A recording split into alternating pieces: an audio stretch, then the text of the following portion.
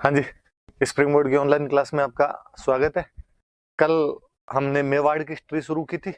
मैं आज थोड़ा सा रिवीजन करवा देता हूँ आपको उसका कि कल क्या क्या पढ़ा था। फिर आज अपने नए वाला टॉपिक पढ़ लेंगे, आगे अपने टॉपिक पढ़ लेंगे। तो जैसे कल क्या पढ़ा था हमने, तो कल अपन ने गुहिल वंश के बारे में पढ़ा था, गुहिल डायनेस्टी के बारे में पढ़ा था।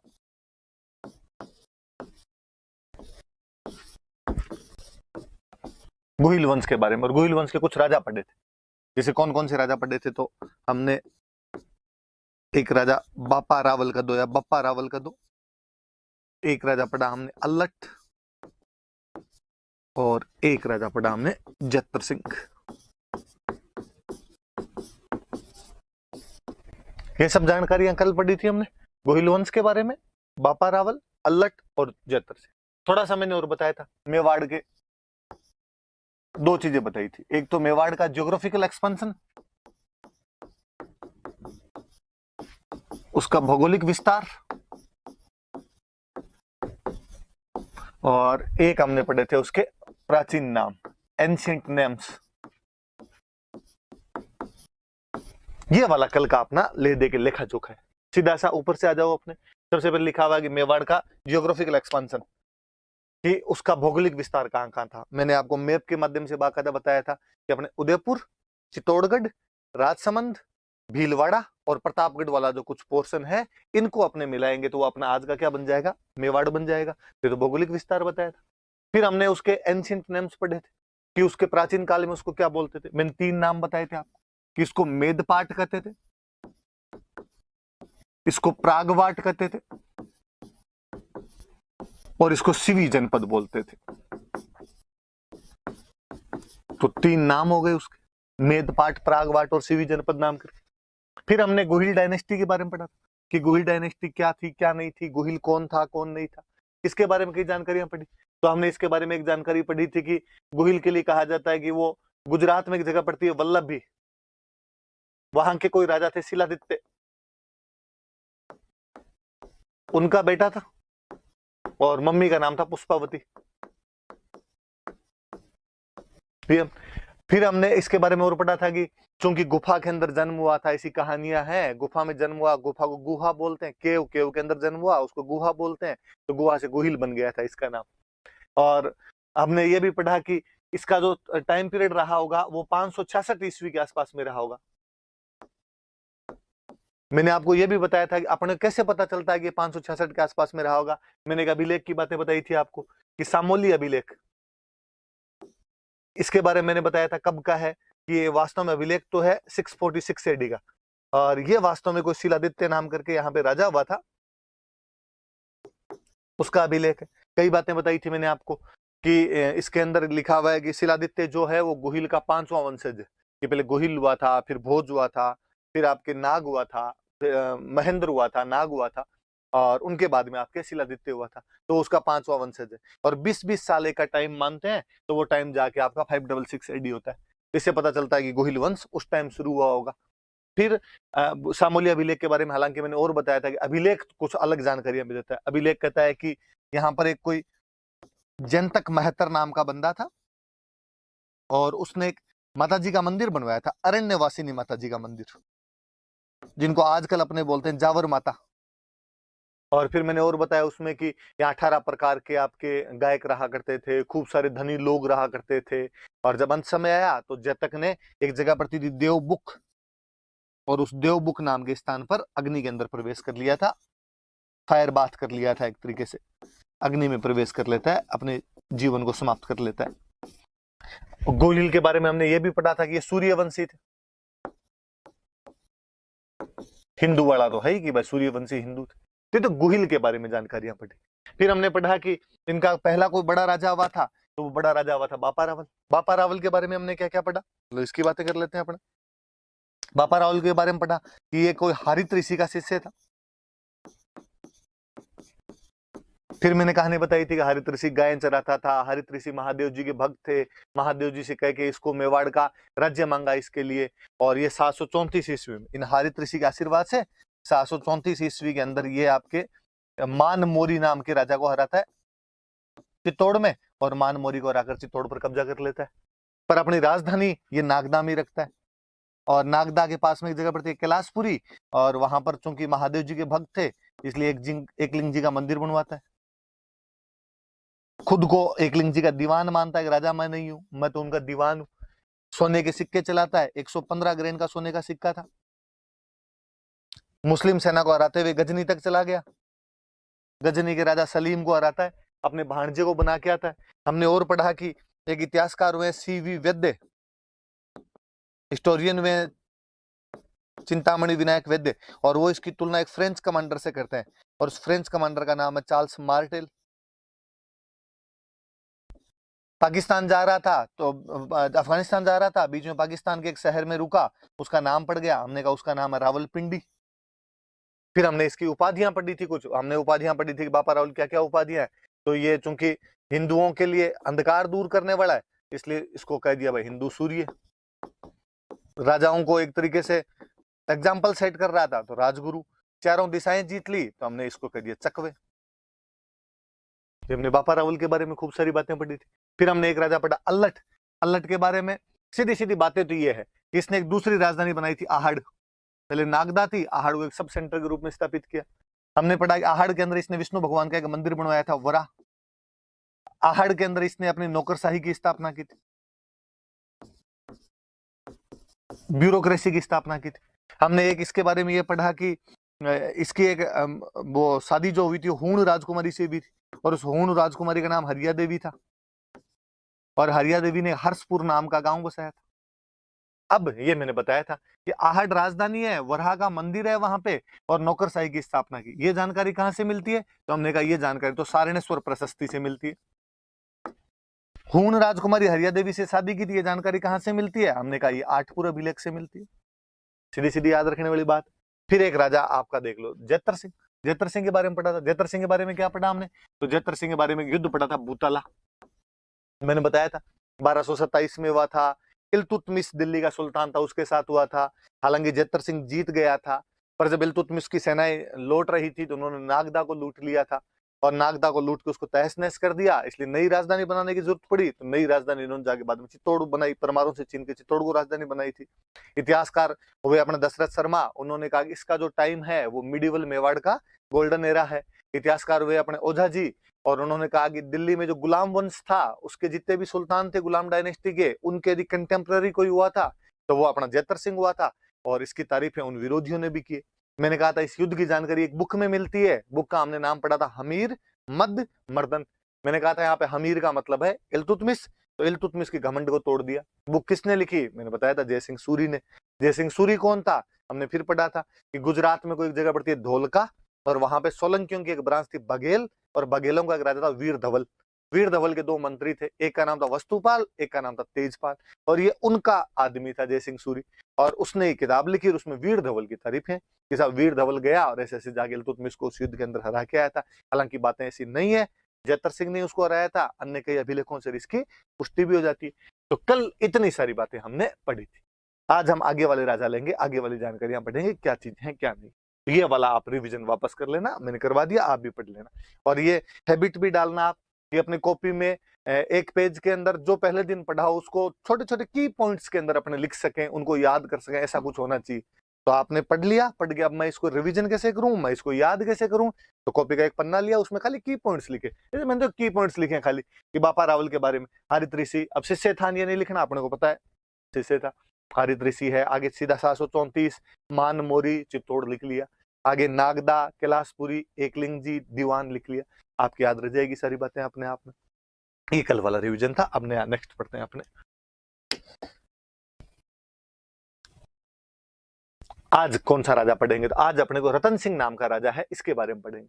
रतन सिंह का साथ में इसमें टाइम पीरियड दिया हुआ है कि 1302 से लेके 1303, 1302 से लेके 1303 तक ये राजा रहा था। एक साल के लिए राजा रहा था, 1302 से 1303 के बीच में। क्या है इसके बारे में अपने पढ़ने लायक बात, अपने वो देख लेते हैं कि अपने पास है क्या पढ़ने लिखने। तो पढ़ने वाली बात यह है कि इसके टाइम में अलाउद्दीन खिलजी ने आक्रमण किया था। ये देख लो आप, सिंपल सा कोई क्वेश्चन पूछेंगे कि अलाउद्दीन खिलजी ने जब आक्रमण किया था तब मेवाड़ का राजा कौन था? तो मेवाड़ का राजा अपने को दिख रहा है रतन सिंह था।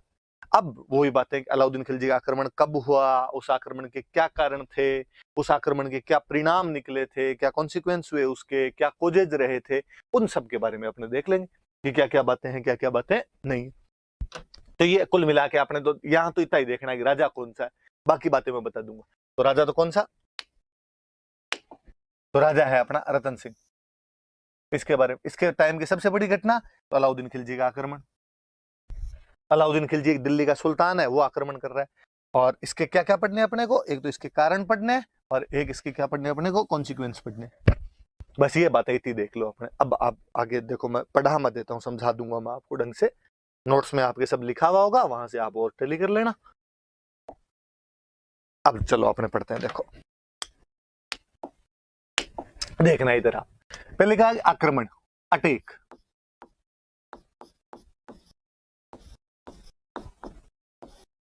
किसने किया, तो हमने वापस लिख रखा है कि अलाउद्दीन खिलजी। अलाउद्दीन खिलजी नाम का एक राजा था और उसने अटैक किया। कब किया, अभी ये याद रखने वाली बात है, 1303। ये याद कर लेना, कोई क्वेश्चन यहां से बना लेगा कि अलाउद्दीन खिलजी ने चित्तौड़ पर आक्रमण कब किया था, तो 1303 में आक्रमण किया था। उस टाइम राजा कौन था, तो उस टाइम राजा रतन सिंह। स्वाभाविक सी बात है, कोई आक्रमण होगा तो उस आक्रमण के कुछ कारण होंगे।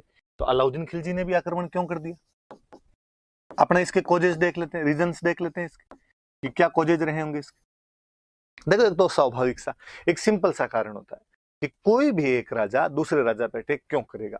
इसका कारण ये कि कोई भी राजा अपने साम्राज्य का विस्तार करना चाहता है। सब में एम्बिशंस होते हैं कि वो जो अपना एम्पायर है उसको बढ़ाए, उसका और विस्तार करे, उसका एक्सपांशन करे।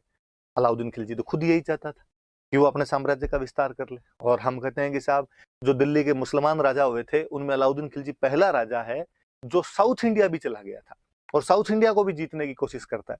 तो आप देख लो, जो इतना साम्राज्यवादी राजा होगा, इतना ज्यादा एम्पेरियलिस्टिक पॉलिसी जो अपनाएगा, क्या वो दिल्ली के पास में राजस्थान को जीतने का प्रयास नहीं करेगा, ऑब्वियस सी बात है करेगा। तो एक कारण तो ये था कि अलाउद्दीन खिलजी जो है, उसकी जो साम्राज्यवादी नीति थी, उसकी जो एम्पेरियलिस्टिक नीति थी,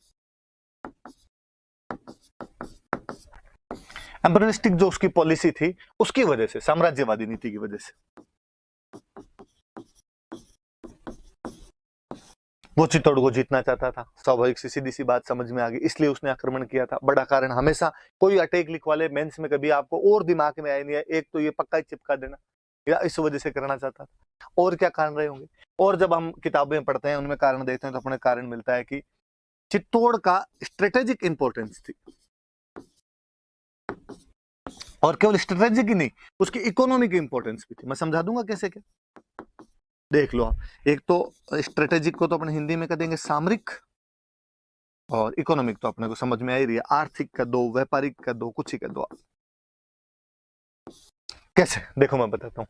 पहले अपने इसको बोल रहे हैं कि उसकी सामरिक, सामरिक उसका महत्व था, इंपॉर्टेंस थी, स्ट्रेटेजिक इंपॉर्टेंस हुआ करती थी। क्या स्ट्रेटेजी रही होगी, क्या इंपॉर्टेंस रही होगी चित्तौड़ की, तो चित्तौड़ की इंपॉर्टेंस ये है कि चित्तौड़ का किला एक पहाड़ पे बना हुआ है। कल ही मैंने बताया था कि जैतर सिंह ने जब उसके टाइम में नागदा लूट लिया था, तो उसने कहा ऐसा प्लेन में राजधानी नहीं होनी चाहिए, राजधानी कोई ऐसी जगह हो, पहाड़ों के ऊपर हो, चारों तरफ से घिरा हुआ हो, ताकि जल्दी से दुश्मन आके कम से कम लूट तो नहीं सके, कोई आनिया बानिया आके लूट मार तो नहीं करके जा सके, इसलिए पहाड़ों में राजधानी बनाई हुई। तो चित्तौड़ का किला बड़ी ऊंचाई पर बना हुआ किला, बहुत चारों तरफ से बड़ा रैम्पार्ट बना हुआ उसका, बड़ी चौड़ी दीवार बनी हुई उसकी, और जल्दी से न तो कोई किले पर पहुंच सकता है, न कोई किले की दीवार को तोड़ सकता है। फिर और सुनो, आज भी आप कभी चित्तौड़ का किला देखने जाओ तो आप नोटिस करना, चित्तौड़ के किले की बाउंड्री इतनी बड़ी है, मतलब कि उसके अंदर एग्रीकल्चर तक होती है, वाटर रिसोर्सेज खूब सारे, कुंड वगैरह उसके अंदर बनाए हुए। इसका मतलब था कि यदि कभी जरूरत पड़ जाए, ऐसा लगे कि घेर लिया गया है, बड़ा आक्रमण हो गया है, तो आप अपनी पब्लिक को किले के अंदर ला के रख सकते हैं, और अंदर खाने पीने की भी पूरी व्यवस्था की जाए। स्टोरेज है, तो स्टोरेज बहुत अच्छे थे, और युद्धों के टाइम में स्टोरेज के बहुत अच्छा महत्व हुआ करता था। तो एक वो भी बड़ी बात थी, किस वजह से भी चित्तौड़ का महत्व बढ़ रहा था। अब अलाउद्दीन खिलजी को ये क्यों चाहिए, वो तो दिल्ली बैठा है, उसको चित्तौड़ में आगे क्या करना है। ये वो समय था जब भारत पर मंगोलों के आक्रमण हो रहे थे, मंगोल आक्रमणकारी थे, वो लगातार अटैक कर रहे थे। अलाउद्दीन खिलजी के टाइम में मंगोल एक दो बार तो दिल्ली के पास तक आ गए थे, इसलिए अलाउद्दीन को लगता था यार कल को खुदा ना खास्ता दिल्ली के अंदर घुस गए तो अपने क्या करेंगे। इससे अच्छा कोई एक ऐसा किला हो, ऐसा फोर्ट हो, चारों तरफ से रैम्पार्ट से घिरा हुआ हो, जिसमें जल्दी से दुश्मन घुस नहीं पाए। और वो आसपास में कोई नजदीक किला उसको दिख रहा था, तो वो चित्तौड़ का किला दिख रहा था। इसलिए चित्तौड़ के किले का स्ट्रेटेजिक इंपोर्टेंस है। याद रखना, कभी आपसे प्री में, मेंस में, इंटरव्यू में पूछ ले, भाई चित्तौड़ का क्या सामरिक महत्व है, क्या स्ट्रेटेजिक इंपोर्टेंस है, बताना। कि पहाड़ी पर बना हुआ है, उसकी दीवार बहुत लंबी चौड़ी बनी हुई है, जिसको तोड़ के जाना संभव नहीं है, उसके अंदर स्टोरेज की बहुत अच्छी सी संभावनाएं हैं। तो इस वजह से कोई भी राजा ये चाहता था कि ऐसा सुरक्षित किला मेरे पास में रहेगा, तो मैं उसके अंदर रह के अपनी अपनी सेना की, अपनी जनता की रक्षा बहुत अच्छे से कर सकूंगा। एक बात और लिखी मैंने, इकोनॉमिक, आर्थिक। फिर अपने को लगता यार चित्तौड़ का क्या इकोनॉमिक इंपोर्टेंस रहा होगा, वापस सुनना। देखो, अपने इंडिया में दो जगह, उत्तर भारत में बेसिकली, नॉर्दर्न इंडिया जो अपना है, उत्तर भारत है, उसमें दो जगहों का बड़ा महत्व था इकोनॉमिकली। किस किस का? एक तो गुजरात का,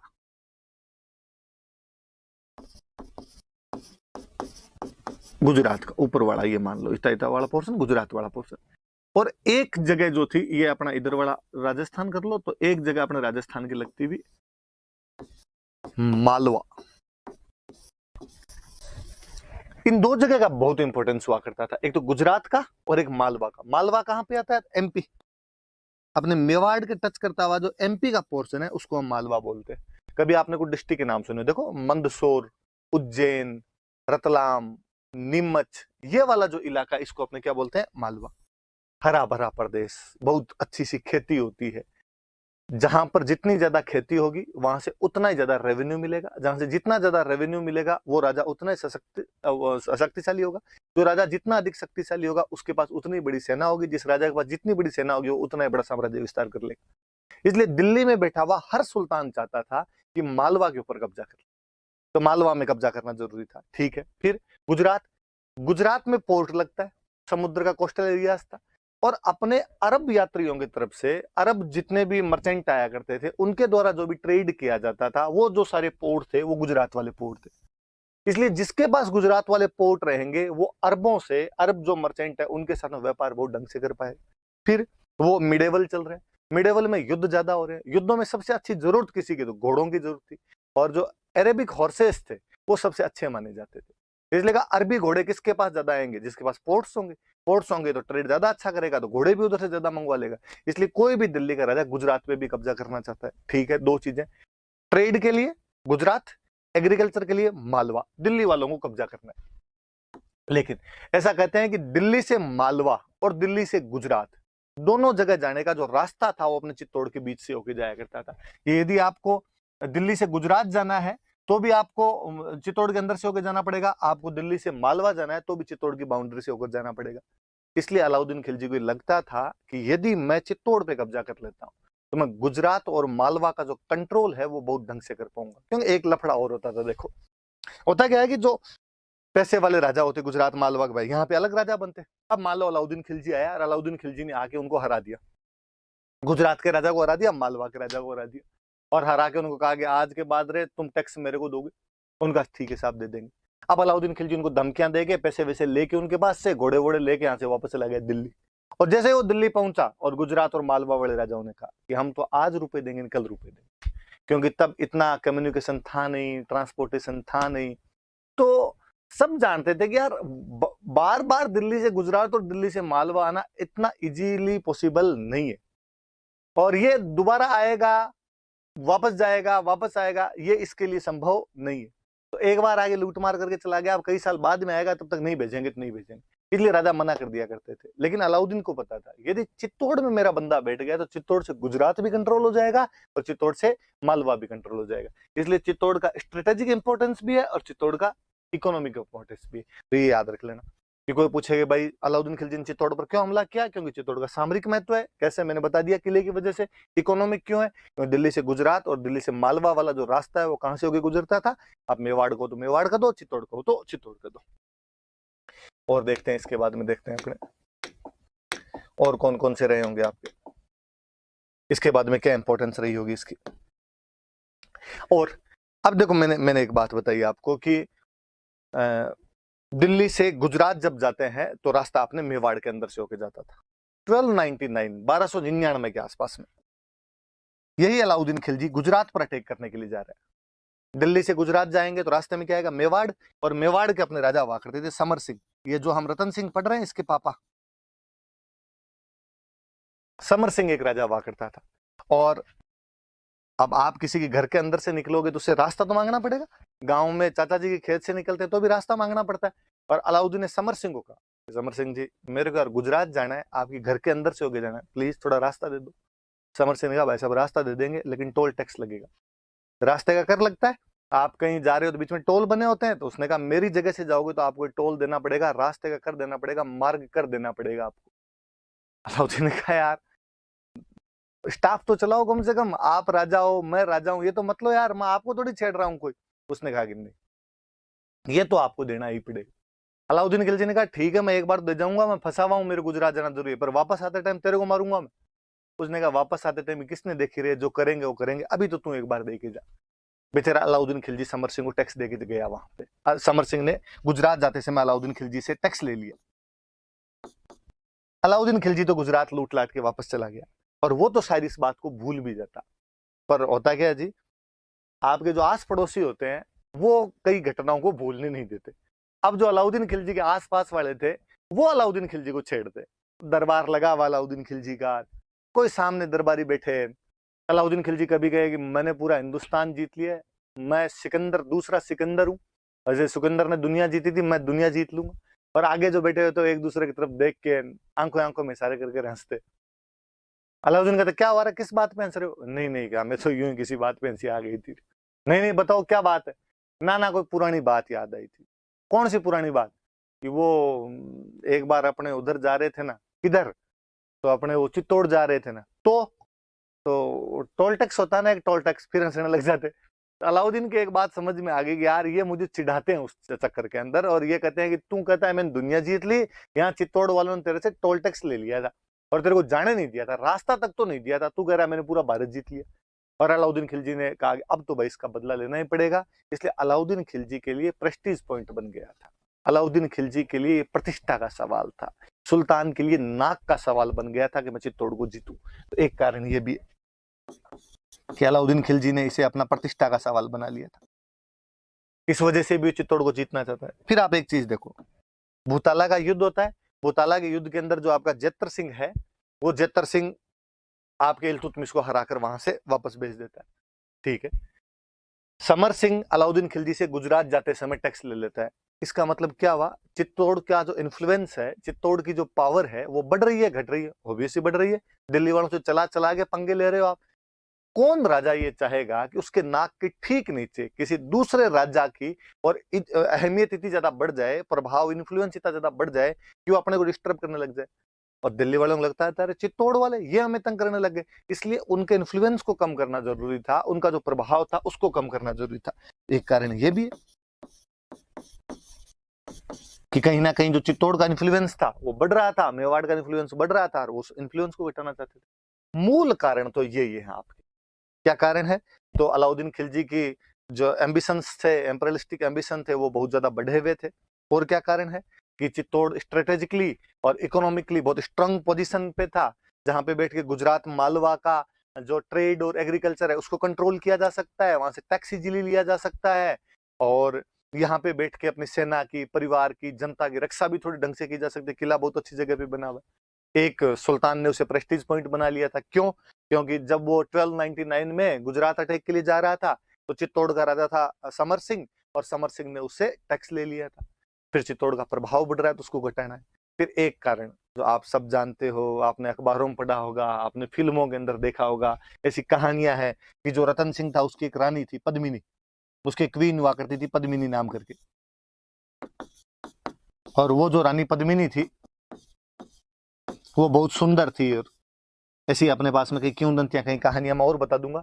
और अलाउद्दीन खिलजी उसको प्राप्त करना चाहता था, इसलिए उसने आक्रमण किया। हालांकि हमारे इतिहासकार मानते हैं कि ये बहुत गौण कारण है, मतलब आप इसको छोड़ सकते हो, आप इसको नेग्लेक्ट कर सकते हो, आप नहीं मानो तो भी चल जाए, क्योंकि अलाउद्दीन खिलजी ने पूरे भारत पर अटैक किए थे और सब जगह कोई पद्मिनियां थोड़ी थी।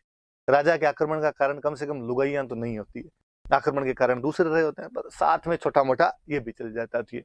तो कभी आपसे प्री में कोई पूछ ले इनमें से कारण कौन सा था, कारण कौन सा नहीं था, तो याद रखना।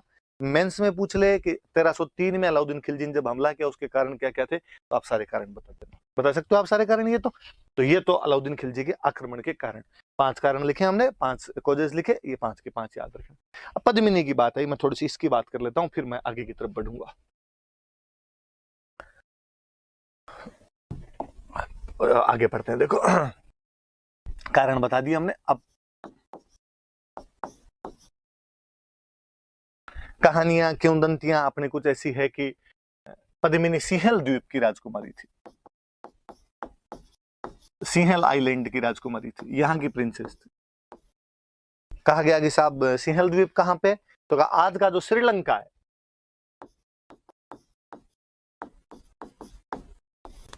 वहां की राजकुमारी थी। और यहाँ के कोई राजा थे गंधर्व सेन, और कोई रानी थी चंपावती, ये उनकी पुत्री थी गंधर्व सेन और चंपावती।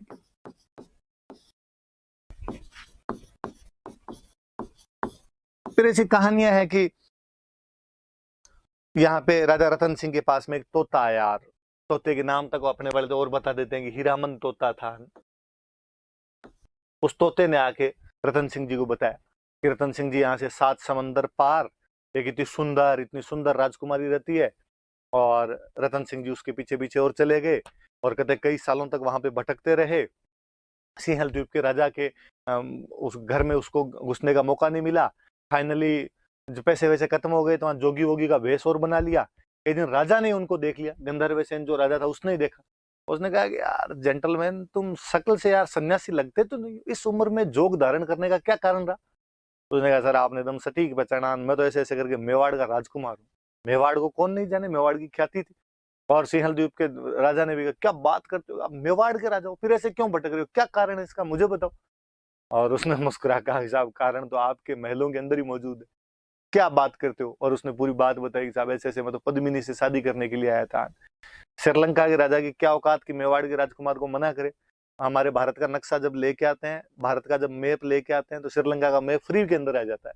तो उसने कहा साहब धन घड़ी धन भाग, आप मेरे राजकुमारी से शादी करना चाहते हो। और उसने कहते पद्मिनी से शादी कर दी। रतन सिंह जी यहाँ आ गए, हंसी खुशी अपना जीवन यापन कर रहे थे, यहाँ पे पद्मिनी के साथ रह रहे थे। फिर आगे कहानी और, रतन सिंह जी के दरबार में एक विद्वान व्यक्ति रहता था, राघव चेतन नाम था उसका। राघव चेतन नाम करके कोई विद्वान व्यक्ति थे, पंडित जी थे, पढ़े लिखे थे। और राघव चेतन ने एक दिन ऐसा कहते हैं कि पद्मिनी को देख लिया, और पद्मिनी को देखते वो मूर्छित होकर गिर गया।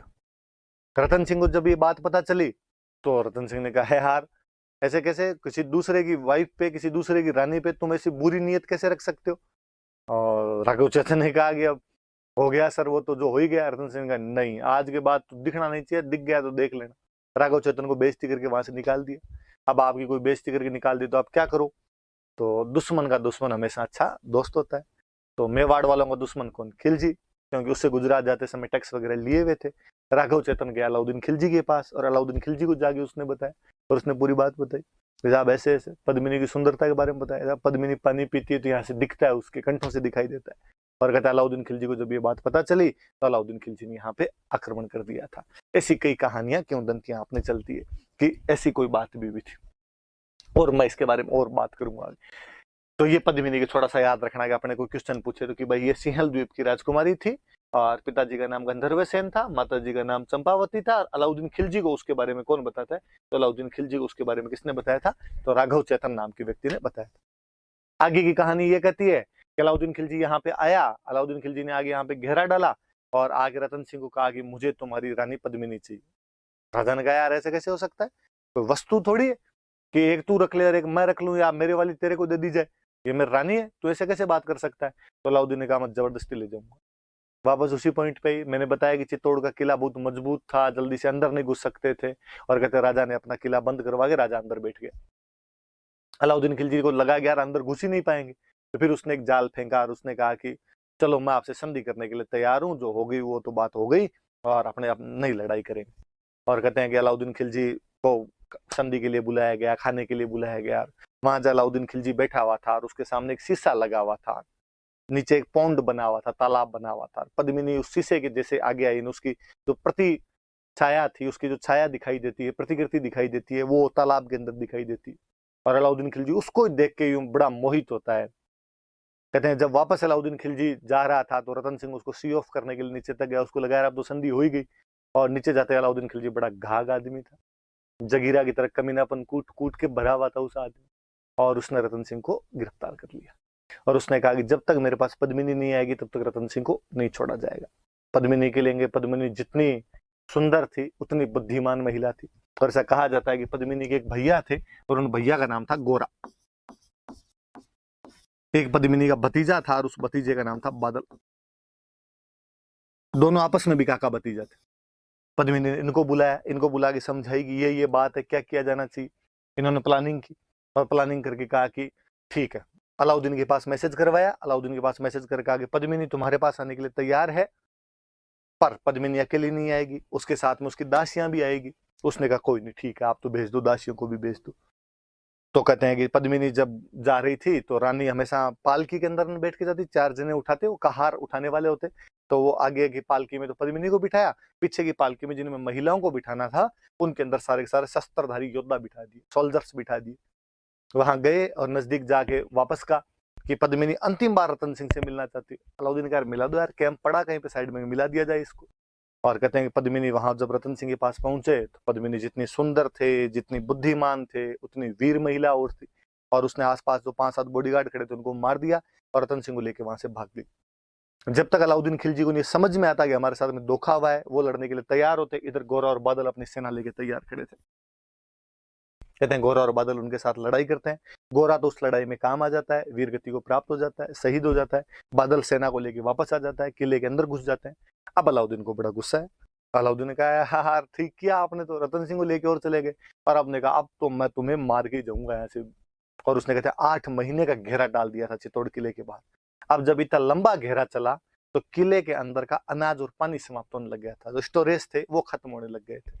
अपने यहाँ पे राजपूत राजाओं में एक और बड़ा जोरदार सी विशेषता हुआ करती थी कि जब भी किले का स्टोरेज खत्म हो जाए, जब भी फोर्ट का अन्न पानी समाप्त हो जाए, तो एक टर्म होती है साका। उस समय जो युद्ध किए जाते थे उन युद्धों को बोलते थे साका।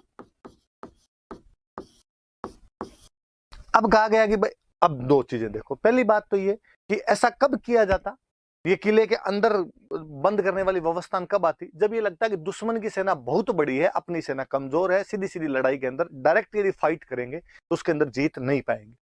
तो होता ये था कि दिल्ली वालों की फौज आ जाती थी 30,000 की, और इधर किले के अंदर कितने फौजी है, इधर फौजी बैठे 3,000 5,000 ऐसे फौजी बैठे। लगता है यार नहीं पार पड़ेगी, किले के गेट करो बंद, कितने दिन तक बाहर बैठे रहेंगे, जाना ही पड़ेगा। और ज्यादातर मामलों में होता था कि बाहर वाला बाहर से चला ही जाता।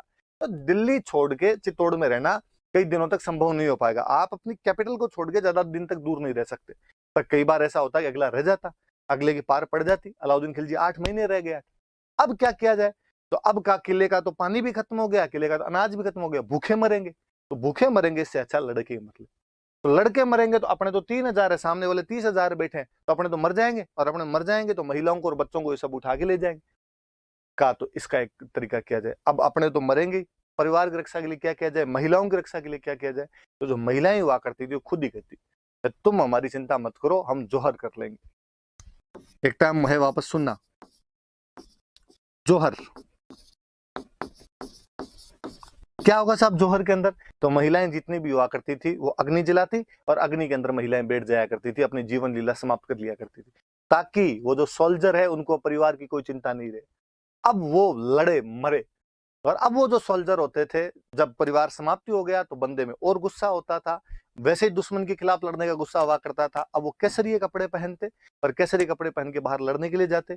अब उनके जीवन का एकमात्र उद्देश्य अधिकाधिक संख्या में दुश्मन को मारना था, ज्यादा से ज्यादा, जितने ज्यादा हो सके उतने दुश्मन को मारना था, और मुंड पे टूट के पड़ता, और वहां पे लड़ते हुए वीरगति को प्राप्त हो जाया करते थे।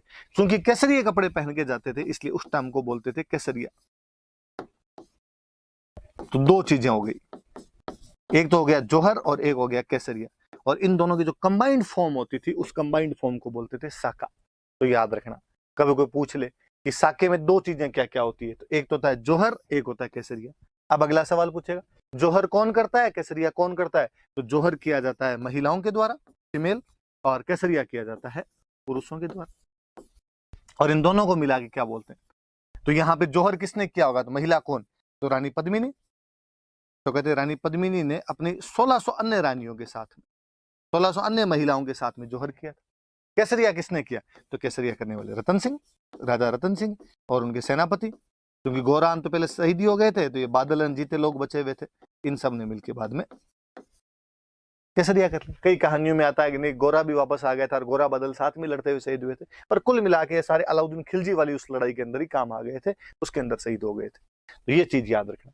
अब इसके लिए कहते हैं कि ये जो पद्मिनी और रतन सिंह वाला जो हुआ था, ये चित्तौड़ का पहला साका है। पहली बार चित्तौड़ के अंदर ये वाली जो प्रक्रिया, फायर बाथ वाली जो जोहर वाली प्रक्रिया थी, साके वाली जो प्रक्रिया थी, ये पहली बार इसी टाइम अपनाई गई थी।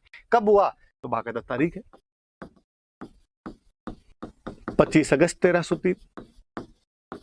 ये याद रख लेना आपने कि चित्तौड़ का पहला साका कब हुआ? तो 25 अगस्त 1303 को हुआ था। किसने किया? तो रानी पद्मिनी के नेतृत्व में जोहर हुआ, रतन सिंह और गोरा बादल के नेतृत्व में केसरिया हुआ। इसको मिला के क्या बोलते हैं? साका बोलते हैं। अलाउद्दीन खिलजी जीत गया, लेकिन अलाउद्दीन खिलजी के सैनिक बहुत ज्यादा मरे। उसने किले पे कब्जा किया और किले पे कब्जा कर उसको लगा अब तो मैं पद्मिनी को उठाई ले जाऊंगा, लेकिन अंदर आगे देखा कि महिलाएं तो पहले ही सब की सब अपने आप को अग्नि के अंदर झोंक चुकी थी, किले में केवल राख थी, किले में कुछ ही नहीं मिला और बौखलाया हुआ था अलाउद्दीन खिलजी। और उसने कहा कि जितने निर्दोष लोग बैठे हुए भाई, लड़ाई करने कौन जाएंगे? सैनिक। बाकी सामान्य किसान मजदूर, वो तो बेचारा अपने घर के अंदर बैठा हुआ था। उसने कहा सबको बाहर निकाला जाए। सबको बाहर निकाला गया और वहां पे लोगों का नरसंहार किया गया, मैसेकर किया गया वहां पे, बहुत भयंकर वाला। 30,000 लोग कटवाए थे, कहते हैं अलाउद्दीन खिलजी। 30,000 लोगों का मैसेकर किया गया था वहां, कत्लेआम कर दिया गया, नरसंहार कर दिया गया। गुस्सा आया हुआ था उसको और उसने कहा कि अब चित्तौड़ मेरा है, अब उसको तो वापस जाना है, तो अब चित्तौड़ का क्या करेंगे? तो उसने कहा आज के बाद मेरा बेटा चित्तौड़ के अंदर रहेगा, और बेटे का नाम था खिजर खान। ये याद रखना। और उसके बेटे का नाम खिजर खान था, इसलिए कहा कि अब चित्तौड़ को मैंने बर्बाद कर दिया, लेकिन खिजर खान यहाँ पे रहेगा और खिजर खान इस चित्तौड़ को वापस आबाद करेगा। खिजर खान आबाद करेगा, इसलिए इसका नाम बदलकर उसने किया खिजराबाद। ये याद रख लेना कि अलाउद्दीन खिलजी ने चित्तौड़ का नाम बदलकर क्या कर दिया था? तो अलाउद्दीन खिलजी ने चित्तौड़ का नाम बदलकर क्या कर दिया था? खिजराबाद कर दिया था। एविडेंस है कोई अपने पास में? हाँ, अपने पास में एविडेंस भी मिलता है। 1325 के आसपास की एक अभिलेख मिला है, एक इंस्क्रिप्शन मिला है। चित्तौड़ के अंदर एक दरगाह है, दाहिबी पीर की दरगाह। दरगाह तो समझते हो, मुस्लिम जो संत वगैरह हुआ करते थे, पीर मतलब संत हो गए, उनका जो पूजा का स्थान होता, उनका जो रहने का स्थान होता था, उसको दरगाह बोलते थे। एक दाहिबी पीर की दरगाह है और वहां का एक इंस्क्रिप्शन मिला है। मुस्लिमों के इंस्क्रिप्शन होते तो वो ज्यादातर पर्शियन लैंग्वेज में होते, फारसी में होते। एक पर्शियन इंस्क्रिप्शन मिला है और उसके अंदर चित्तौड़ का नाम अपने को खिजराबाद मिलता है। तो खिजर खान को दे के गया, इसलिए उसने चित्तौड़ का नाम बदलकर क्या कर दिया था? खिजराबाद उसने नाम कर दिया था। तो साके वाली बात, ये सब बातें याद रखना। अब यहाँ पे खिजर खान रहता है, कई साल तक खिजर खान रहता है। 1303 के आसपास देके चला गया था और लगभग 1312 के आसपास तक, 9 साल के आसपास तक या 9-10 साल तक यहाँ पे खिजर खान ने शासन किया था उसका। अब जब इतने साल तक रहेगा, कुछ ना कुछ वो भी काम करवाएगा। तो खिजर खान ने कई काम करवाए थे, ये वापस देख लेना थोड़ी सी बातें आप, साके वाली ये सब चीजें समझ लेना। हालांकि आपके नोट्स में लिखी हुई है, वहां पर और पल्ले पड़ जाएगी, लेकिन फिर भी याद रखना साका क्या होता है, कैसे किया गया था, मैंने कहानी आपको बता दी। अब जब खिजर खान यहाँ रहा तो खिजर खान ने क्या क्या किया वो देखते हैं अपने। देखो, खिजर खान को देके चले गए साहब, और नाम क्या कर गए इसका? खिजराबाद। और ये जानकारी अपने को कहां पे मिलती है? तो दाहिबी पीर की दरगाह।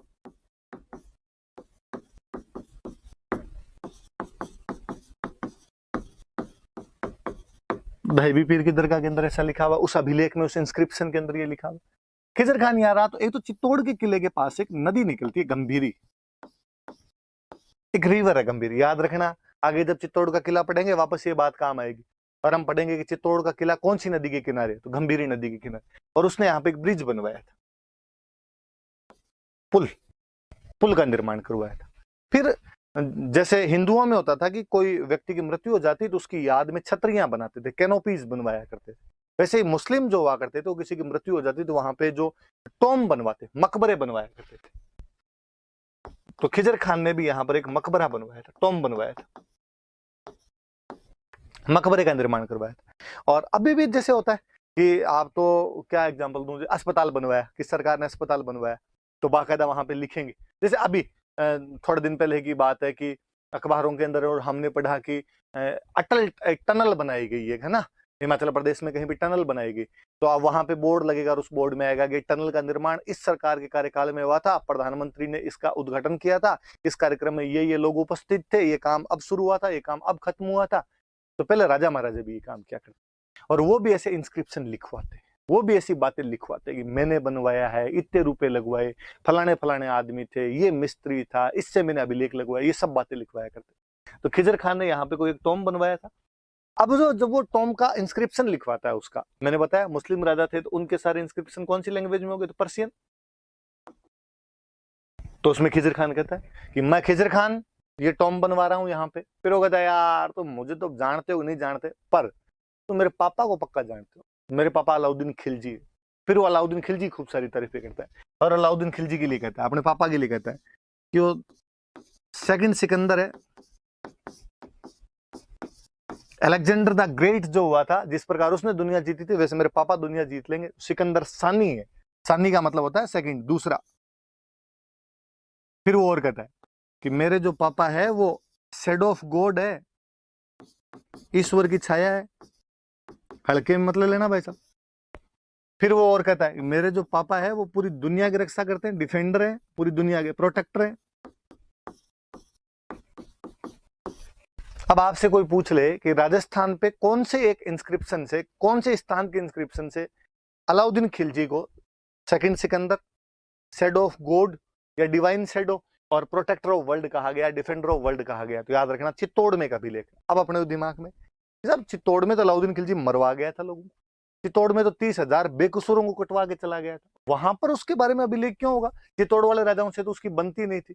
तो उसका रीजन अपने पास ये याद रखना कि उसका बेटा था खिजर खान, उसने यहाँ पे 9-10 साल शासन किया था, और उसके चक्कर में वो जब लिखवाएगा तो बाप की तारीफें तो बेटा तो करेगा अपने आप। फिर मेरी कल वाली बात पे वापस जाना, मैंने बताया था कि राजा अपने आप को भगवान से जोड़ दिया करते थे। ये देख लो, संसार की रक्षा भगवान करता है, पर अभिलेख कहता है अलाउद्दीन खिलजी कर रहा है। ईश्वर की छाया तक बताया हुआ उसके अंदर। तो खिजर खान के दो काम याद रखना आपने, एक तो गंभीरी नदी पर उसने पुल बनवाया था, और एक उसने मकबरा बनवाया था। मकबरे में एक इंस्क्रिप्शन है वो पर्शियन लैंग्वेज का, और उसमें अलाउद्दीन खिलजी की ये तारीफें की हुई है। खिजराबाद जो नाम है ये कहाँ मिलता है, तो ये दहबी पीर की दरगाह है, उसका जो इंस्क्रिप्शन है उसके अंदर ये जानकारी मिलती है अपने को। अब इसके बाद में, अब खिजर खान को रहते हुए यहाँ पे कई साल हो गए, तो खिजर खान का मन लगना बंद हो गया। खिजर खान का मन लगना बंद हुआ तो उसने अलाउद्दीन के पास मैसेज भेजा कि डैडी अब कई दिन हो गए यार, इधर अब मन नहीं लगता अपना। तो अलाउद्दीन ने कहा तू वापस आ जा। तो उसने कहा चित्तौड़ का क्या किया जाए? तो उसने कहा मैं बंदा भेज रहा हूँ, ये बंदा आके चित्तौड़ संभाल लेगा। इस बार जो बंदा भेजा गया उस बंदे का नाम है मालदेव सोनग्रा, और मालदेव सोनग्रा को कहा गया कि तू चित्तौड़ संभाल।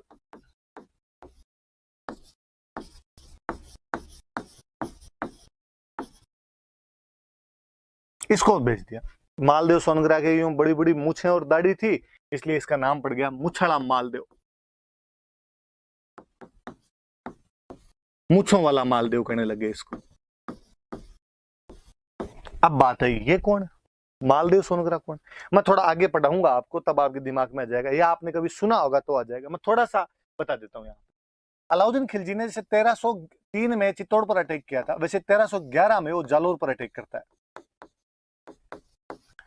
और जालोर में एक राजा हुआ करता था कानड़ देव सोनग्रा। ये सोनग्रा चौहान होते हैं भाई, कानड़ देव सोनग्रा।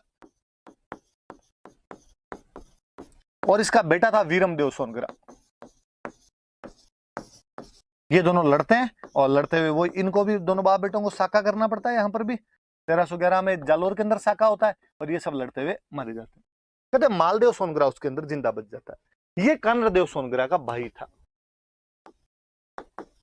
इसका ब्रदर था। कोई तो कहते हैं जिंदा बच जाता है, कोई कहते हैं कि नहीं कानड़ देव ने उसको पहले से ही बाहर निकाल दिया था। अब जालोर पे अलाउद्दीन खिलजी ने कब्जा कर लिया, पर मालदेव सोनग्रा बिगाड़ करे। वो अब जो अपनी छोटी मोटी जो भी आर्मी उसने बना रखी, वो आए अटैक करे, अलाउद्दीन खिलजी की सेना को नुकसान पहुंचाए। फाइनली एक दिन अलाउद्दीन खिलजी की सेना ने उसको पकड़ लिया, गिरफ्तार करके दिल्ली ले गए। उसने कहा क्या चाहिए, तू क्यों डिस्टर्ब करता है हमें। उसने कहा यार हमारा राज्य जालोर था और तुमने हमारा राज्य छीन लिया। तो अलाउद्दीन ने उसको कहा देख तेरे को जालोर तो मैं दूंगा नहीं, पर मैं तेरे को और ढंग की जगह दे देता हूँ राजस्थान, तू उधर चला। कौन सी? तू चित्तौड़ चला।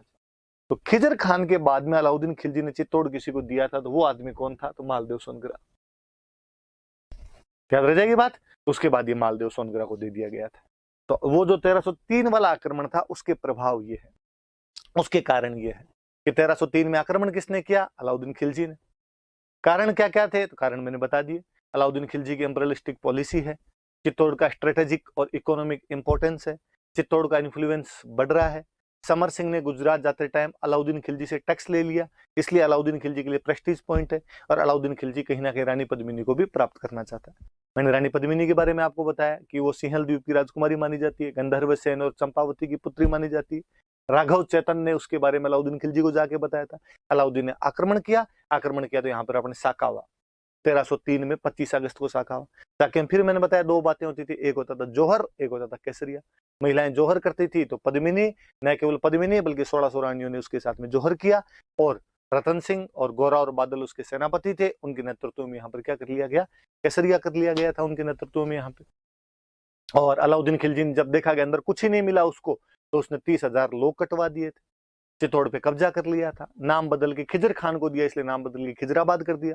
खिजर खान ने गंभीरी पर पुल बनवाया, एक मकबरा बनवाया। मकबरे के अंदर जो अभिलेख है उसमें अलाउद्दीन खिलजी की तारीफें की हुई। वहां पर चित्तौड़ में 1325 का दाहिबी पीर का अभिलेख और है, अलग एक फारसी का अभिलेख है, उसमें चित्तौड़ का नाम अपने को खिजराबाद मिलता है।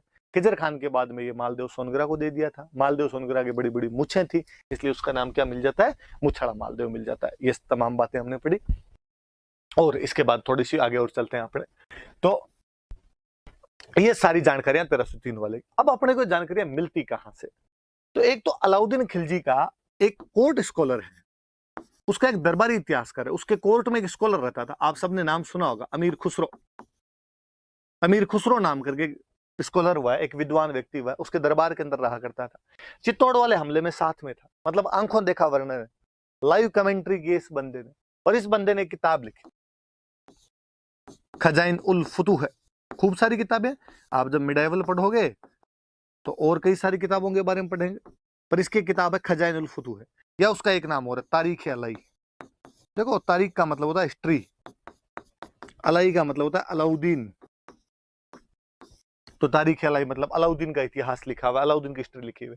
और इसके अंदर वो इस आक्रमण के वर्णन करता है। 30,000 लोग कटवा दिए, ये खुद अलाउद्दीन का एक इतिहासकार है, वो लिख रहा है कि साहब 30,000 मारे थे वहां पे, मजा आ गया था हमें इन सबको मार के वहां पे। ऐसी कई बातें अमीर खुसरो ने लिखी।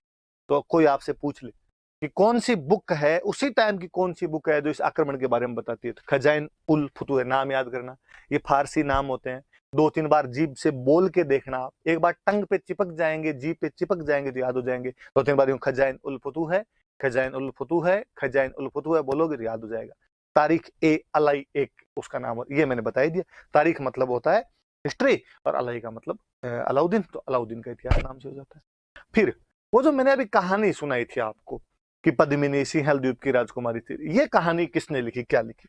तो ये कहानी लिखने वाला आदमी है मलिक मोहम्मद जायसी। एक कवि हुए हैं मलिक मोहम्मद जायसी। अपने यूपी में एक जगह पड़ती है जौनपुर, अवध, अवध वाला जो इलाका, अयोध्या के आसपास का इलाका है, वहां के कवि मलिक मोहम्मद जायसी। आगे बढ़ेंगे हम शेरशाह सूरी। शेरशाह सूरी के कंटेम्प्ररी एक ये पोइट हुए थे, और इन्होंने ये पद्मावत नामक एक बुक लिखी थी अवधी लैंग्वेज में, चूंकि अवध के थे तो अवधी लैंग्वेज में 1540 की ये बुक, इन्होंने एक पद्मावत नाम की इन्होंने एक बुक लिखी थी। किसने लिखी? तो मलिक मोहम्मद जायसी ने। कब लिखी? तो 1540 में। कौन सी भाषा में? तो अवधी। कौन सी बुक लिखी? तो पद्मावत। और इसमें ये सारी कहानियां इन्होंने लिखी। और ये कहानी, ये कविता, काव्य है, पोइट्री है अपने आप में। और ये पोइट्री इतनी ज्यादा पॉपुलर हुई कि बाद में जितने इतिहासकार है उन सब ने इसको थोड़ा बहुत फेर बदल करके लिखा। और वो भले ही आपके नैन्सी कह दो, वो भले ही आपके अबुल फजल कह दो, वो भले ही आपके आपके कर्नल जेम्स टोड कह दो, जो भी बड़े बड़े से हुए उन सब ने कहीं ना कहीं इसका जिक्र किया, उन सब ने इसके बारे में थोड़ा बहुत बात कहीं ना कहीं लिखी है। एक सूर्यमल मिशन अपने जो इतिहासकार में वो डिनाई जरूर करते हैं इसको, निजाब फर्जीवाड़ा है क्या तुम्हारा, बाकी किसी ने नाम चेंज कर दिया, किसी ने कहानी चेंज कर दी, बाकी ऐसी बातें सबने जरूर लिखी, इतनी पॉपुलर चीज हुई थी। पर दिक्कत ये हुई कि यार किंवदंतियां, जनश्रुतियां, फोक लोर कहानियां चलती है, समाज के अंदर बनती बिगड़ती रहती है, हम सुनते हैं उनके बारे में, पर उनमें हिस्टोरिकल फैक्ट है या नहीं है, ये इतिहासकारों को देखना पड़ता है। इसके साथ दिक्कत ये हुई कि लोगों ने इस पोइट्री को हिस्ट्री मानना शुरू कर दिया और लोगों ने इस कहानी को इतिहास के रूप में पढ़ाया जाना शुरू कर दिया, इसको सुनाया जाना शुरू कर दिया इतिहास के रूप में, और यहाँ पे जाके लफड़ा करते हैं। आप कविता को हिस्ट्री नहीं बना सकते। हम कहते हैं जहां ना पहुंचे रवि वहां पहुंचे कवि, कि कवि कल्पनाएं करता है, कवि इमेजिनेशन करता है, अपने घोड़े दौड़ाता है और ऐसी ऐसी घटनाओं को जोड़ के लिख देता है जिनका वास्तव में कोई अस्तित्व, एग्जिस्टेंस नहीं रहा होगा, और इसी एग्जिस्टेंस के अंदर वो लिख गया कि वो सिंहल द्वीप की राजकुमारी थी। अपने को आज भी लगता है यार श्रीलंका की राजकुमारी और मेवाड़ का राजा गया शादी करने के लिए, फिर तोता आया, तोते के पीछे चला गया, 1302 से 1303 एक साल का जिसका शासनकाल है, वो कहते हैं 7 साल तक वहां पे भटकता रहा था, फिर पद्मिनी को लेके आया था। जचती नहीं है कहानी। इवन यहां तक कि मलिक मोहम्मद जायसी ने लास्ट में खुद ने कहा है कि साहब ये इमेजिनेशन है मेरी, और मैंने इसके माध्यम से भगवान की बातें की है, मैंने वो जो रूहानी शक्तियां उनकी बातें की है। परंतु वहां तक कौन जाए, हम सब ने उसको हिस्ट्री मान के पढ़ना शुरू कर दिया। इसलिए अपने दिमाग में आज भी सिंहल द्वीप का हमने श्रीलंका बना दिया। भगवान जाने उसने सिंहल द्वीप क्या माना था, क्या नहीं माना था। मुझे तो आज ही बड़ा अजीब सा लगता है कि यार पद्मिनी की सुंदरता का इतना वर्णन किया हुआ है, ये इतनी वो, और वो वैसे ही वर्णन, वैसे ही गोरे रंग की थी, उसको जब पानी पीती थी यहाँ से पानी दिखता था। मुझे लगा कि यार हिस्टोरियन को थोड़ा सा जलवायु का तो ध्यान देना था। साउथ में भी सुदूर श्रीलंका, वहां के लोग कैसे होते हैं हमने देखे नहीं, सारे क्रिकेट प्लेयर देखे हुए, उनका रंग अपने को देखा हुआ है, और तुम कहते हो कि वहां की एक राजकुमारी इतनी सुंदर आ गई थी। तो ये तो मूर्ख बनाने वाली सी बात हो जाती। परंतु है अपने पब्लिक में तो वही है, डोमेन के पब्लिक डोमेन में तो वही बातें हैं, वो बातें हैं तो हम सुनते भी हैं, पढ़ते भी हैं, वैसी बातें भी करते हैं। परंतु अपने याद रखना, मलिक मोहम्मद जायसी हिंदी लिटरेचर का सब्जेक्ट हो सकता है, मलिक मोहम्मद जायसी हिस्ट्री का सब्जेक्ट नहीं हो सकता। पद्मावत जो है वो एक पोइट्री है, बहुत अच्छी अवधी भाषा की पोइट्री है, उसमें नो डाउट, कोई उसमें संदेह, उसमें शक शुबा करने की आवश्यकता नहीं। परंतु आप कहोगे इसको इतिहास के रूप में पढ़ा जाना चाहिए, तो थोड़ी सी बात ही अजीब सी लगती है। और फिर एक दिक्कत और हुई, इन्होंने मलिक मोहम्मद जायसी वाली बात को इतना ज्यादा उठा के रख दिया कि अपने जो लोकल चीजें थी उनको भुला दिया गया। अपने जो लोकल जनमानस की अपनी जो कहानियां है, राजस्थानी जो सोर्सेज है, राजस्थान लिटरेचर के जो सोर्सेज है, वो दूसरी बात कहते हैं। राजस्थान लिटरेचर वाले अपने कहते हैं कि साहब वो पुगल की राजकुमारी थी। बीकानेर के अंदर एक जगह पड़ती है पुगल, और पुगल की राजकुमारी थी। और बाकायदा अपने तो कहानियां हैं, ऐसे दोहे बने हुए हैं कि पुगल का पुनपाल भाटी नाम करके कोई बंदा था, उसकी बेटी थी, उसकी शादी की हुई थी। दोहा है अपने तो कि पुगल गडरी पद्मणी तू रानी सिर मोड़, जैसलमेर जलम लियो परणी गढ़ चित्तौड़। कि पुगल गडर की पद्मणी तू रानी सिरमोड़, कि तू सभी रानियों में सिरमौर है, सर्वोपरि है। जैसलमेर जलम लियो, उस समय पुगल जैसलमेर रियासत का भाग हुआ करता था। और कहते पुनपाल भाटी पहले जैसलमेर में थे, लेकिन बाद में उनको पुगल का ठिकाना मिल गया था, इसलिए पुगल आ गए थे। तो जैसलमेर जलम लियो कि पैदा तो जैसलमेर में हुई थी, परनीगढ़ चित्तौड़, और तेरी पर शादी तेरी कहां जाके करवाई है, ठीक चित्तौड़ के अंदर। आज भी गांव के अंदर जो सुंदर लड़की हो, या किसी ग्रामीण से किसी सुंदर लड़की के बारे में बताना हो, सुंदर महिला की विशेषता बतानी हो, तो पुगल की पद्मिनियों से तुलना की जाती है। अरे वो कितनी सुंदर है, वो तो पुगल की पद्मिनी की तरह सुंदर है। तो आज भी पुगल की पद्मिनियां फेमस है। पर भगवान जाने ये सिंहल द्वीप कहाँ से लाए। मुझे तो लगता है यार मलिक मोहम्मद जायसी ने बेचारे ने पुगल ही सुना होगा, लेकिन ठेठ बीकानेर बॉर्डर से यूपी तक जाता जाता पुगल उसके सिंगल बन गया था, और उसने सिंगल लिखा, और सिंगल को अपने वालों ने सिंहल कर दिया, और सिंहल वालों को यहाँ तक लाते लाते अपने वालों ने उसका श्रीलंका बना के रख दिया। तो ये ऐसे बातें जोड़ दी गई, बाकी सच्चाई वाली ज्यादा बातें है नहीं। ज्यादातर ने स्वीकार किया, किसने स्वीकार नहीं किया तो आपने ध्यान रख लेना कि सूर्यमल मिश्र ने स्वीकार नहीं किया। अपने बूंदी के हिस्टोरियन हुए और पढ़ेंगे इनके बारे में आगे अपने। और अब देखो एक और अपनी बुक्स है ना, कई बार है ना इनको मिश्रण लिख देती है, तो भाई ये मिश्रण नहीं है, ये मिश्रण है, सूर्यमल मिश्रण। तो ये सारी बातें आप याद रख लेना कि क्या क्या चीजें हैं, क्या क्या नहीं है। और पढ़ेंगे हम आगे, जैसे जैसे बातें आएगी कई तो इनके बारे में और चलती रहेगी चर्चाएं। पर अभी रतन सिंह के बारे में इतनी सब बातें आप याद रखना। चलो अब आगे बढ़ते हैं, आगे क्या है। ये तो रतन सिंह की बात है सारी। ये पद्मिनी का आप फोटो देखना चाहो तो देख लो। ये जौहर का सीन बताया हुआ है कि जौहर के अंदर पद्मिनी बैठे हैं अग्नि की ज्वालाओं के अंदर। और 25 अगस्त 1303 का ये जौहर था। चित्तौड़ का पहला जौहर है ये, चित्तौड़ का पहला साका है ये। मैंने बता दिया आपको जौहर वगैरह क्या होता है, वो सब चीजें आप देख ही लेना। अब अगला अगला राजा आ जाओ, देखो हमीर, हमीर के बारे में बताया हुआ। मैं बताता हूँ, देखो क्या है, क्या पढ़ना है हमें हमीर के बारे में, पढ़ना है क्या वो भी देखो, देखते हैं अपने क्या क्या चीजें दे रखी है कि अपने को है क्या क्या पढ़ना। एक तो उसके विक्ट्री कैंपेन पढ़ने, और क्या पढ़ना है, और अपने को उसके टाइटल्स पढ़ने, दो ही चीजें दे रखी है अपने को इसमें। तो ये ना, ये एक दिमाग में हमेशा रहना चाहिए, कोई भी टॉपिक पढ़ो, कोई भी राजा पढ़ो, कि वास्तव में इसमें पढ़ना है क्या चीज, क्या क्या काम की है। तो दो चीजें काम की है कि भाई एक तो उसके विक्ट्री कैंपेन देखने, एक उसके टाइटल्स देखने। अब अपने देख लेंगे, विक्ट्री कैंपेन देख लेंगे, टाइटल्स देख लेंगे इसके कौन कौन से। तो अपने देखते हैं, देखो हमीर के बारे में, कौन था हमीर, क्या था। सुन, वापस सुनना, अब मैं थोड़ा वापस पीछे जाके बताता हूं आपको। देखो गौर करना मेरी इस बात पे। गोहिल, गोहिल की पीढ़ी के अंदर हुए बप्पा या बापा, इसी पीढ़ी में चलते चलते एक राजा आया रण सिंह, या उसका एक नाम और मिलता है कर्ण सिंह। ध्यान देना इस बात पे, रण सिंह या कर्ण सिंह। इसके दो बेटे हुए, एक का नाम था कोई श्याम सिंह, एक का नाम था राहप। कहते हैं बड़ा भाई जो था, बड़े भाई को राजा बनाया गया, राजा राजधानी में रहे,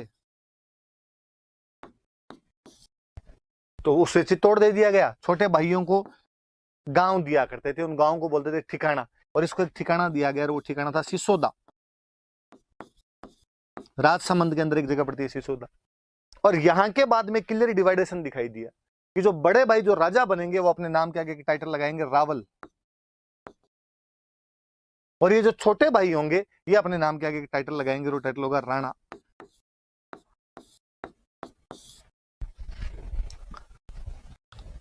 तो इस श्याम सिंह के बाद में जितने राजा उनके नाम के आगे रावल, रावल लगा हुआ मिलेगा अपने को।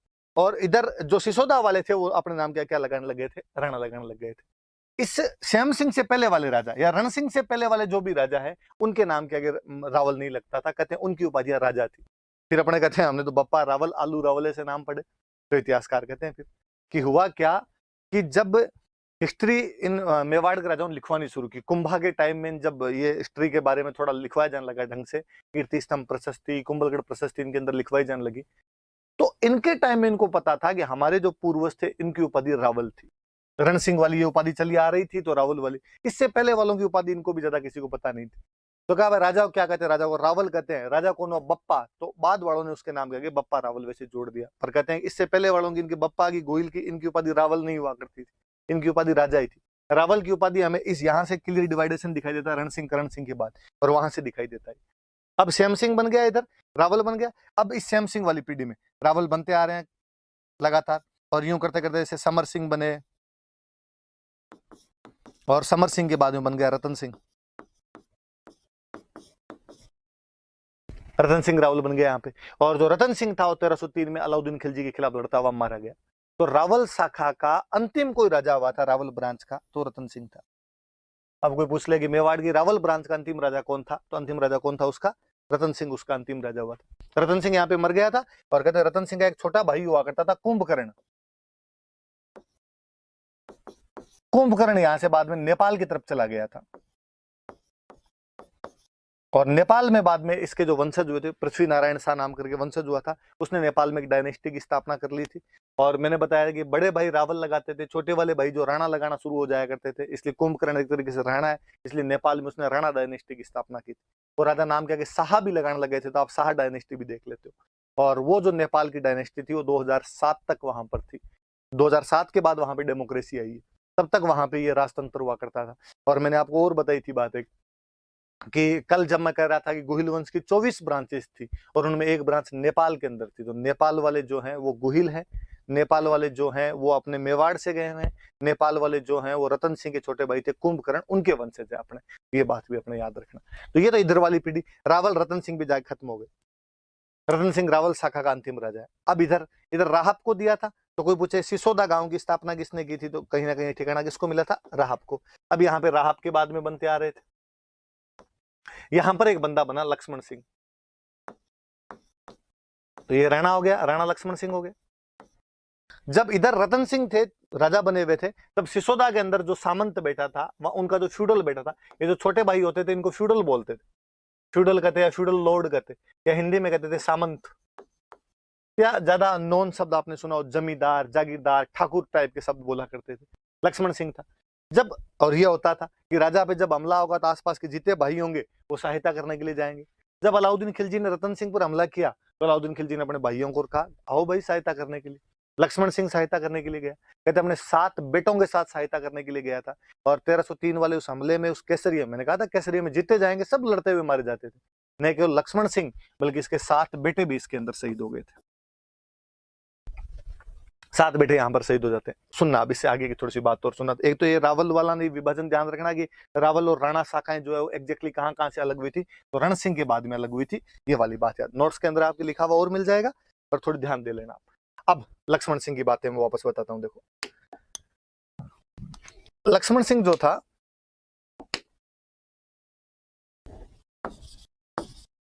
सात बेटों के साथ युद्ध लड़ता हुआ शहीद हो गया था। लक्ष्मण सिंह का एक बेटा था, 7 जो शहीद हुए थे उनमें एक बेटा था अरि सिंह, और जो इसका बेटा एक बच्चा था जो बाद में सिसोदा को संभालता है, उसका नाम था अजय सिंह। अजय सिंह नाम था। अरि सिंह तो उसके अंदर एक्सपायर हो गया था, अजय सिंह बच गया था। सिसोदा का बाद में जो सामंत बनता है, फ्यूडल बनता है, वो अजय सिंह बन जाता है। इनके मरने के बाद में अजय सिंह को एक बात पता चली। अरि सिंह की एक बात है बड़ी जोरदार सी, कि अरि सिंह जब राजकुमार हुआ करता था, अरि सिंह लक्ष्मण सिंह का बड़ा ही बड़ा बेटा था। जब ये राजकुमार हुआ करता था यहाँ का, मतलब सिसोदा के सामंत का बेटा, एक तरीके से कुंवर ही है।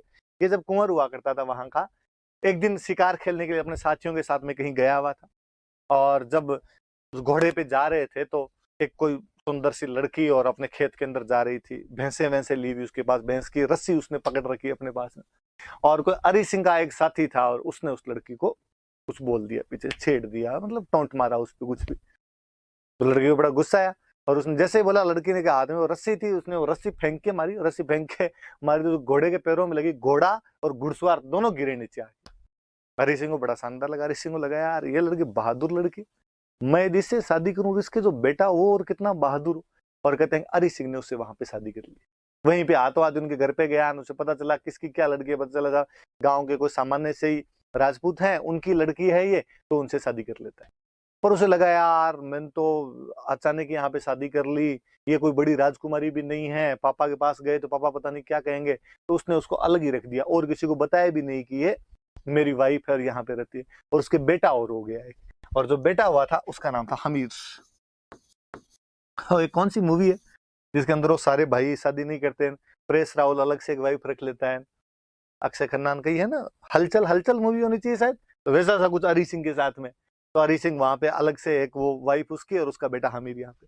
अब पता चला कि साहब हरि सिंह युद्ध में लड़ता मारा गया, तो बेचारी वो अपने पीहर चली गई वापस अपने बेटे को लेके। अजय सिंह जब इधर सामंत बना, अजय सिंह को ये बात पता चली, यार मेरे भैया की एक ऐसे ऐसे शादी और की हुई थी, मेरे तो भतीजा और है। तो वो जाता है और वो जाके अपने जो भाभी होते हैं उनको कहता है भाई नहीं आपका हिस्सा है राज्य में, आप वहां जाके रहो, अपने पीहर मत रहो, ये हमारी बेइज्जती, और इस बच्चे को वहां पे रखो, आप वहां पे पालन पोषण करो। और वो इनको भाभी और भतीजे को लाके वहां पे सिसोदा के अंदर तो वो दोनों रहने लग जाते हैं यहाँ पे। हमीर वहीं पर पालन पोषण उसके चाचा द्वारा पालन पोषण किया जाता है। कहते हैं जो चाचा थे अजय सिंह, इनका एक बेटा था सज्जन सिंह।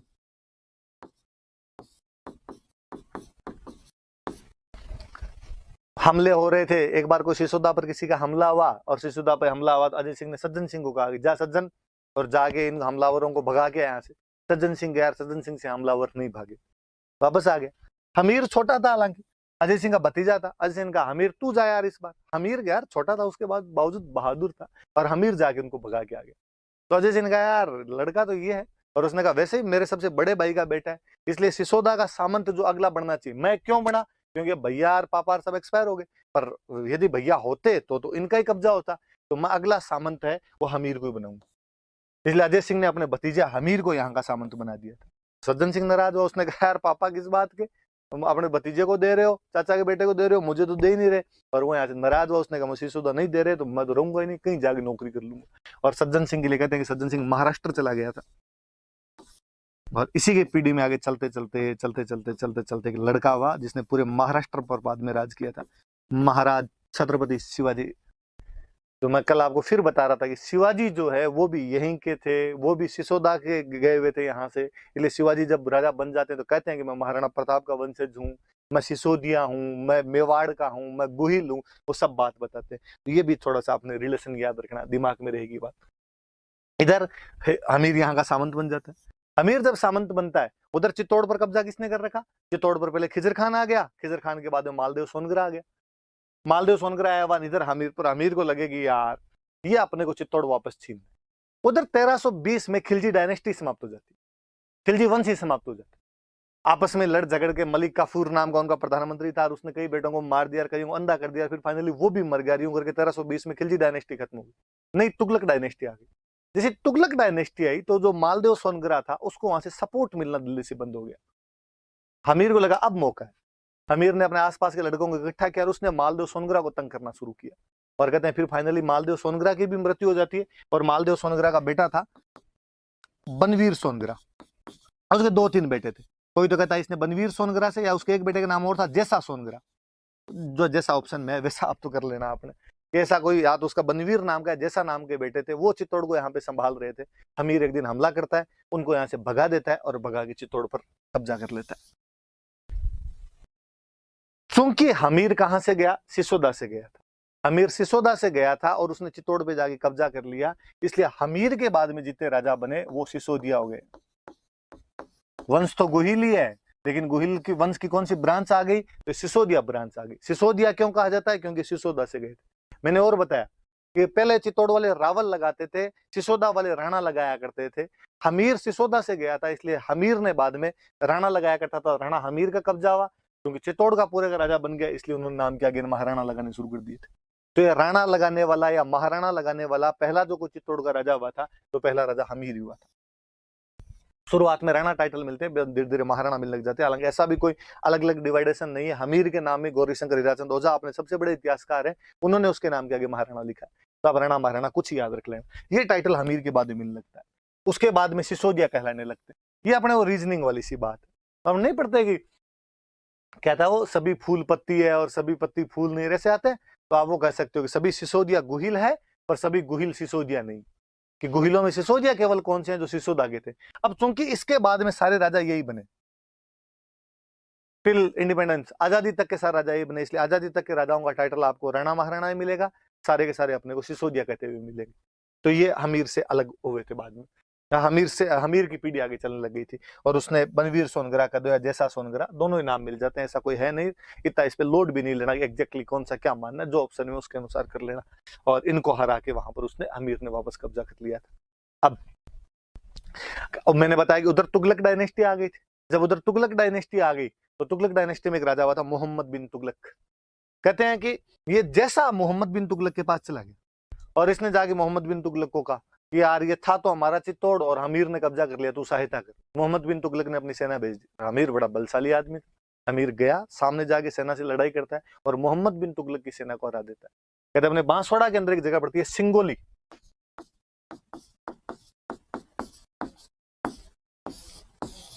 तो कहते हैं सिंगोली के युद्ध के अंदर, और इसने मोहम्मद बिन तुगलक की सेना को हरा दिया था।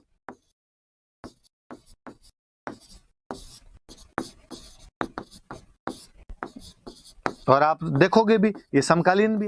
1325 में मोहम्मद बिन तुगलक राजा बनता है, 1326 के अंदर इधर हमीर राजा बना हुआ आपका। तो ये भी याद रखना कि सिंगोली के युद्ध में उसने किसको हरा दिया था? तो मोहम्मद बिन तुगलक को उसने सिंगोली के युद्ध के अंदर हरा दिया था। अब मैं लो वापस उस पर जाके आपको बातें बताता हूँ। दो बातें याद रखना, एक तो हमीर ने चित्तौड़ पे कब्जा किया, हमीर सिसोदा का है इसलिए सिसोदिया हो गए, राणा टाइटल लगना शुरू हो गया। अब देखो वापस देखते हैं अपने, सॉरी, आपने कहा कि अपने को एक तो पढ़ने विजय अभियान। तो विजय अभियान कौन कौन से हो गए? अब मैं विजय अभियान कहूं तो एक तो मैं कर दूंगी इसने चित्तौड़ पे कब्जा किया सोनगरों करा के, एक मैं कर दूंगी इसने सिंगोली के युद्ध में मोहम्मद बिन तुगलक को रहे, और चित्तौड़ पे कब्जा करने के बाद में हो गए सिसोदिया,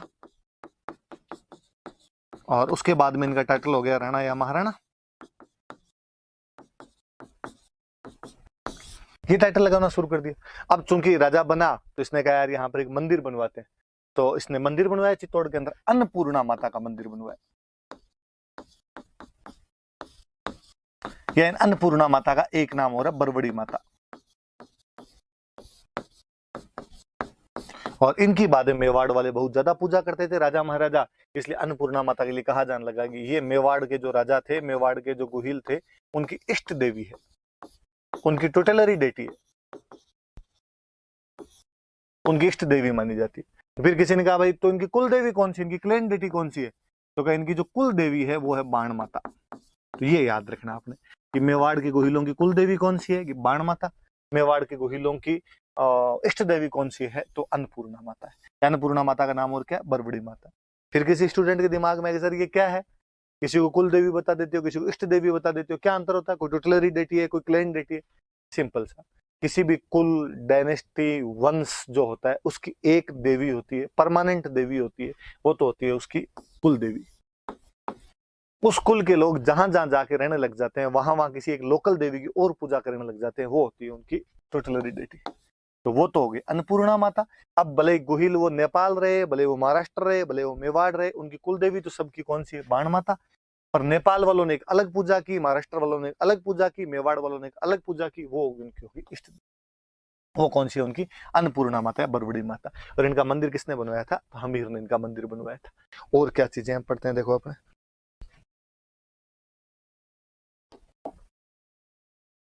उपाधियां देखो। अब जब इतना बड़ा राजा होगा तो उसकी उपाधियां भी होगी कुछ ना कुछ।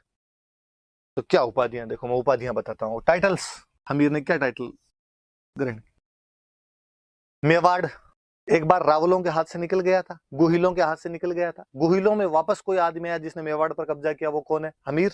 सिसोदा का इसलिए सिसोदिया है, राणा टाइटल लगाना शुरू किया इन्होंने। अंतिम रावल रतन सिंह है, पहला राणा हमीर।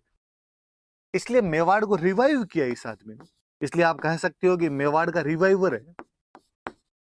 हिंदी में कहें तो मेवाड़ का उद्धारक है, या इंग्लिश में आपको हो तो ये मेवाड़ का सेवियर है। मेवाड़ का उद्धारक है, या मेवाड़ का प्रोटेक्टर है, या उसका रिवाइवर है उसका। फिर इसके बाद में मैंने कहा इसकी पीढ़ी के राजाओं ने राज किया, इसलिए इसकी पीढ़ी के राजाओं ने इसकी खूब तारीफें की।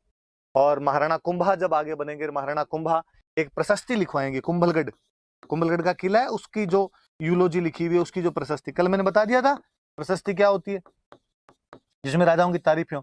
और इसके अंदर वो लिखवाते हैं, अपने इस हमीर के लिखवाते हैं कि साहब हमीर विषम घाटी पंचानन है। 3 शब्द देखो, विषम घाटी पंचानन। मैं तीनों को तोड़ता हूं। पंचानन का मतलब होता है शेर, लोइन। घाटी का मतलब होता है युद्ध, आक्रमण, अटैक। विषम का मतलब होता है कठिन, टफ।